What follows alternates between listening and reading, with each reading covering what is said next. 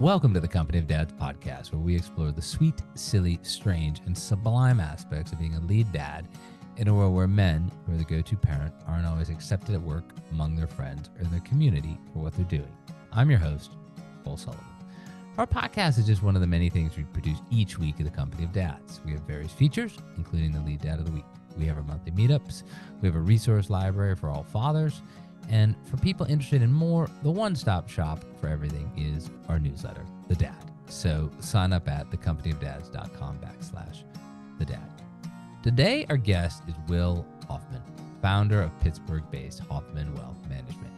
But we're not here today to talk about financial planning. We're here to talk about Will's journey as a father of 3 boys, now 13, 8, and 5.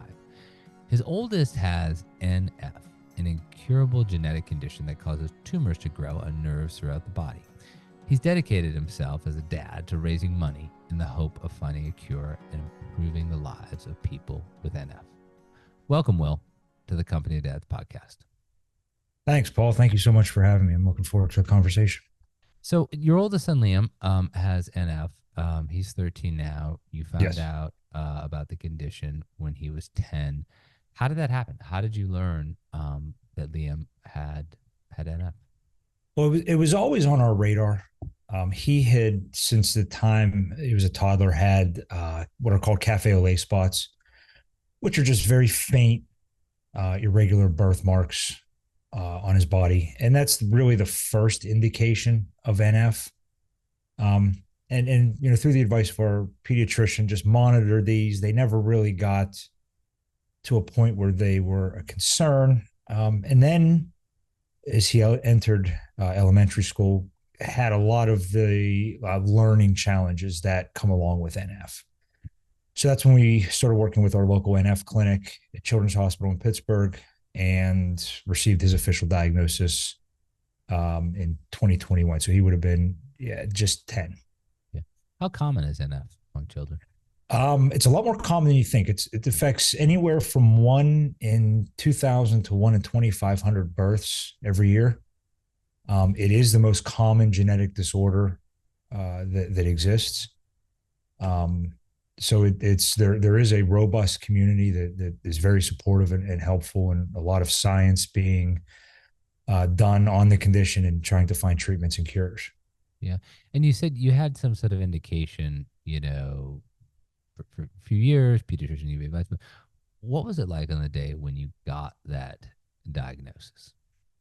You know, it's never comfortable. It's always kind of a punch in the gut, and you start to think about the past, the future. You know, what's life going to be like for Liam? You know, fortunately, his doctors all pretty much agree that he should expect to live a long, healthy life, just with, you know, some challenges that the rest of us don't experience. But it's you know, and especially when you have a 10-year-old, how you respond is almost just as important as a diagnosis, because now he's watching, he can pay attention. He's learning from how you respond. And that was, my wife and I had kind of been very intentional about our response when it came to everything and how we've progressed since that day. You know, as fathers, as men, you know, a normal inclination to say, okay, how do we fix this? How do we solve this? Well, what can we do? But as I said in the intro, it's an incurable disease. What was that initial response for you? Like, I got to do something. What came to mind? Yeah, it's you hit the nail on the head. It's a feeling of helplessness that we're usually not comfortable with. You know, we're looked to as the fixer, the leader, the problem solver, and you know, that helpless feeling is not something I'm innately comfortable with, regardless of, you know, being a father or a man. But it was, okay, I can't solve it. I can't cure it. The next best thing I could do is make sure Liam is surrounded with the best that we can find when it comes to not only doctors and clinicians, but also people, the folks that are going to accept Liam, champion for Liam, who are going to love Liam for what he is, show Liam what the path forward looks like. And then, for my wife and I, the conversation was, okay, now he's watching. We've done our job. Now, how do we respond and show Liam that this is his path forward to, changing the world and, raising money, getting involved with the multiple organizations that support the cause became our next step, because then it does help you feel less helpless. It makes you do feel like you're having an impact. When you think about, what you've done specifically that other dads in a similar situation, maybe with NF, probably not with NF, but something else where they have Right. to help a child. What are some of the things that you've done that you think other dads can learn from? And then the flip side of this, we talk about fallibility all the time at the company dads. What are some of the things that perhaps other dads might want to avoid because wasn't ultimately helpful? It was really challenging to avoid a feeling of despair, a feeling of that feeling of helplessness. Again, it is not something that was comfortable to me. But again, not letting that feeling echo through to Liam was very important, because the last thing we want him to do is feel helpless. And to me, that's what was most important. And fortunately, if it's just the folks I'm surrounded with, I don't know many folks that wouldn't have responded the same way. They would have found a way to help, found a way to get their arms around this and do the best that they can to be an advocate for their son, be an advocate for the entire community. The big thing we do with Liam now is teaching him to be an advocate for himself when it comes to the things he deals with. But that was probably the biggest thing that I learned as a path forward was, being sad or steering into that feeling of helplessness wasn't going to help anything or anybody, and trying to find that path forward. And then, trying to use what it is I'm already passionate about as a way to, grow that network of folks to help, my other passion, or I guess my primary passion, which is my family. Often when something happens, good or bad in our life, there's a lot of focus on that moment. And if it's something bad or sad, the community rallies around you, family rallies around you. But then people go back Right. to their lives. They go back to their lives. And this is something that you're in it for the longest of long hauls. Right. Are there any strategies you've employed to sort of, pace yourself for Liam, pace yourself for you and your wife? And of course, we're going to talk later on about your other two kids, so Right. that, I mean, we talked off, on the pre-call that you run marathons. I mean, this is quite literally, it's an overused metaphor, but this is quite literally a marathon. Right. So what are some of those strategies that you've used when all those well-wishers who've gone back to their lives, and you and your wife, your family, you have to really focus on this to keep moving forward? Yeah. And again, maybe it's a credit to the job that my parents had done with me. We really have not experienced much in the form of detractors. Our core group of folks have been with us every step, from our friends, our family. Sure, Granted, I don't they're not mean in it every detractors. day. Yeah, they're No, not I know detractors, what you but mean. yeah, They're just not in not, it every day with us. Yeah. Um, but keeping our attitude and our resiliency strong has been important. Like you mentioned, I run marathons. Pacing myself seems to be a common goal every day, in addition to running a business. So the big thing is, and you mentioned we have two other boys, making sure that their goals and ambitions don't fall behind. It has been important. My middle son plays baseball. My youngest son's just 5, but starting to get in. He's actually really interested in golf, which is exciting for me, because now I have a playing partner. So, trying to keep their focus on their things as well, but also realize that, we support each other. Liam goes to their baseball games. They go to the races and fundraising events that we do for Liam, and building that internal support when it's just the five of us has become, um, a big focus of my wife Jamie and I. Yeah. Um, who do you talked about, marathons, pace yourself, NF obviously pace yourself. You said at the top, said that you run a wealth management firm. That's all about planning and pacing yourself. You're Mm-hmm. not saying, okay, guys, put everything in XYZ stock and let it ride. You're trying to Right. plan for, 30, 40 years, you know, down the road.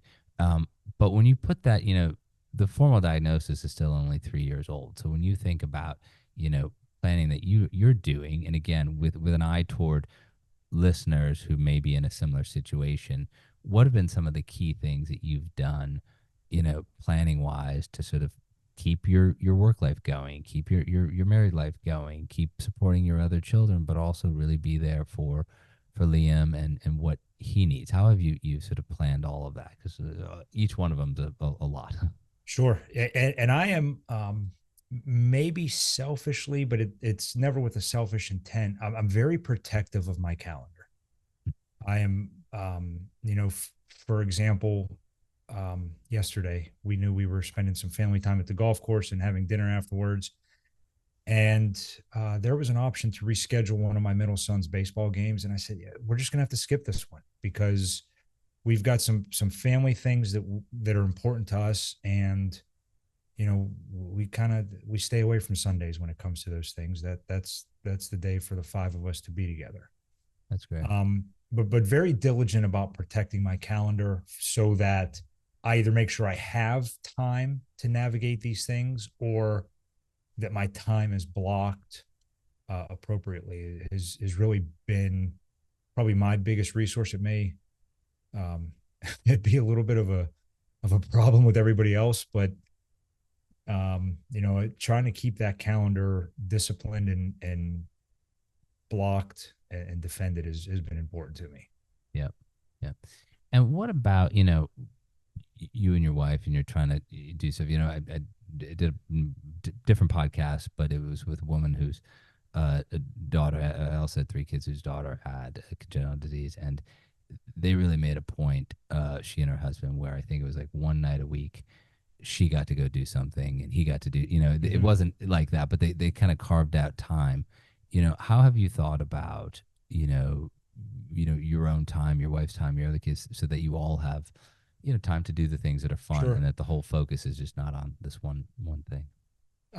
My wife and I are pretty diligent about making sure we schedule trips together, whether they're, evenings away close to home or, a couple days where we travel. Our parents have been great with, helping with the kids so we can do things like that.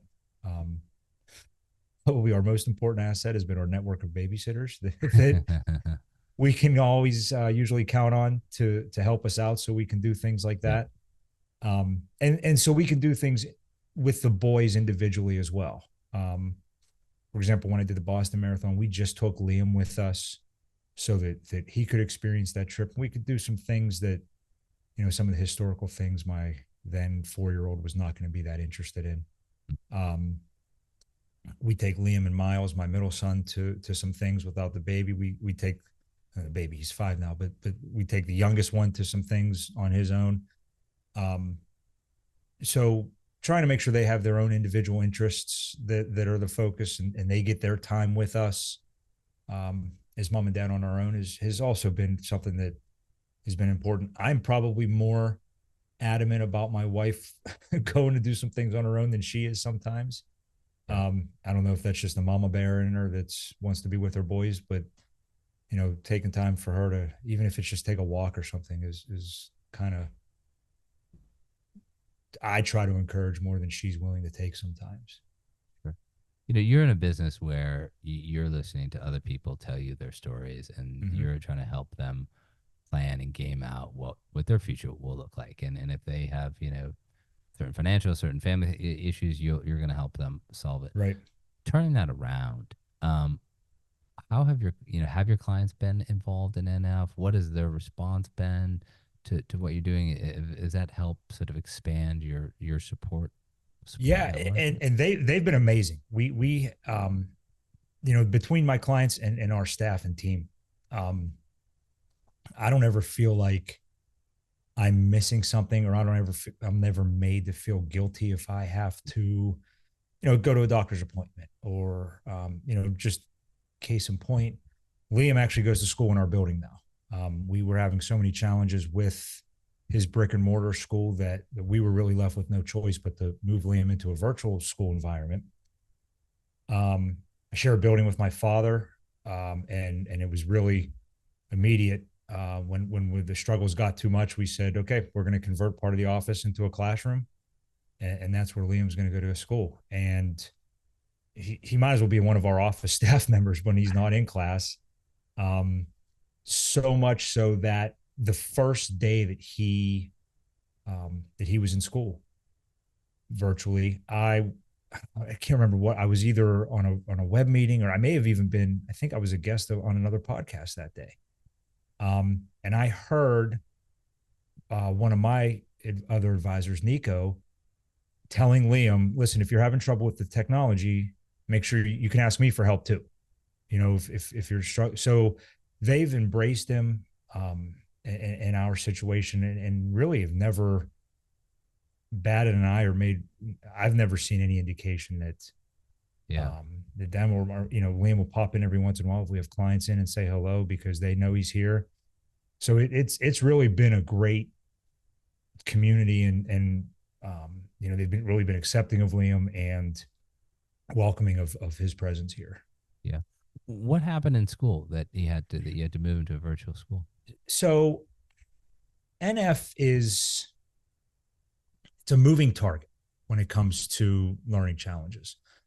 Some days it looks like dyslexia. Some days it can look like ADHD. Some days it looks like a combination of both. Some days it looks like he doesn't have anything. So from a day-to-day standpoint, sometimes Liam could be doing great in class one day, and the next day just really be struggling.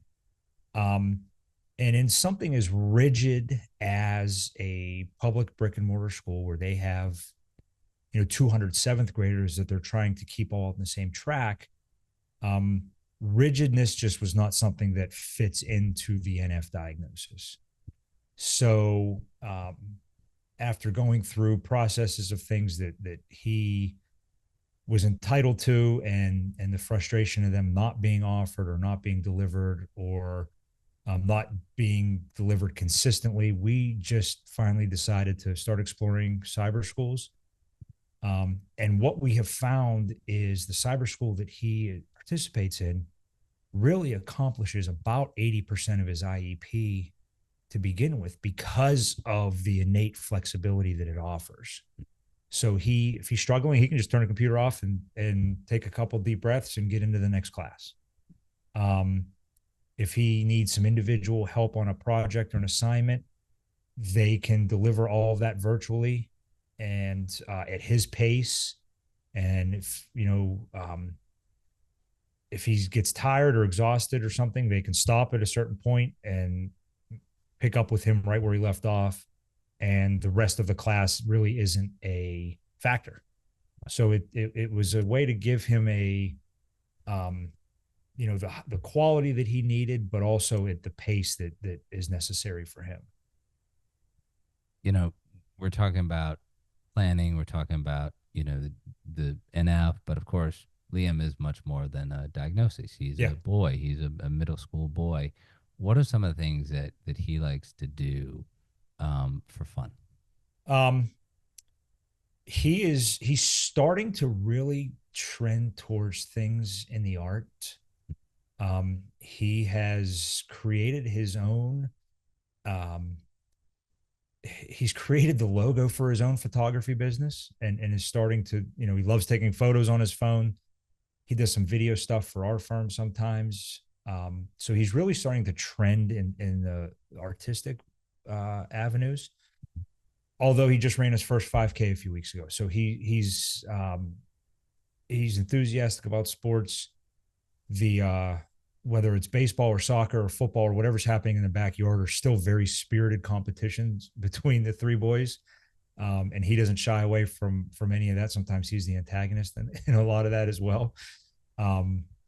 So he's starting to find his own, the way I would explain this to him when he was old enough to understand, I was like, listen, not everybody finds themselves at the same time, at the right time. Not everybody peaks at the same time. It's just not your time. It will be. And when it is, you'll be ready to capitalize. And he's starting to kind of understand that and steer himself in the direction of doing the things he likes to do. Will Hoffman, this has been a great conversation. Thank you for joining me on the Company of Dads podcast. One final question for you, and that's, Sure. What advice would you give to other fathers who get a diagnosis like this, whatever the childhood disease may be? What advice would you give those other dads?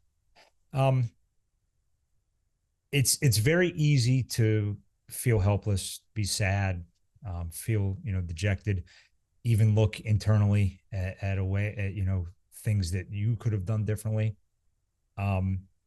What has seemed to work for us is harnessing the community that surrounds the diagnosis, and making Liam understand that this is his path to change the world. We all have it in some capacity, whether it's through your business, whether it's through your podcast, whether it's through your career or through your role as a father or mother. For Liam, it's going to be being an advocate for other folks with NF, and having his impact that way. And that was tough to understand, because we all think we're going to have this normal life trajectory, and if you're just listening, using the word normal in quotey fingers, but it's his path forward to have an impact on the world. And I know my wife and I are excited to see what he does with it. I know his brothers are as supportive, and I'm really excited to see what he does with this, and really looking forward to how he impacts the rest of the NF community. Will Hoffman, thank you again for being my guest today on the Company of Dads. Thanks so much, Paul. Thank you for listening to the Company of Dads podcast. I also want to thank the people who make this podcast and everything else that we do at the Company of Dads possible. Helder Mira, who is our audio producer. Lindsay Decker, who handles all of our social media. Terry Brennan, who's helping us with the newsletter and audience acquisition. Emily Servin, who is our web maestro. And of course, Evan Roosevelt, who is working side by side with me in many of the things that we do here at the Company of Dads. It's a great team, and we're just trying to bring you the best in fatherhood. Remember, the one-stop shop for everything is our newsletter, The Dad. Sign up at thecompanyofdads.com/thedad. Thank you again for listening.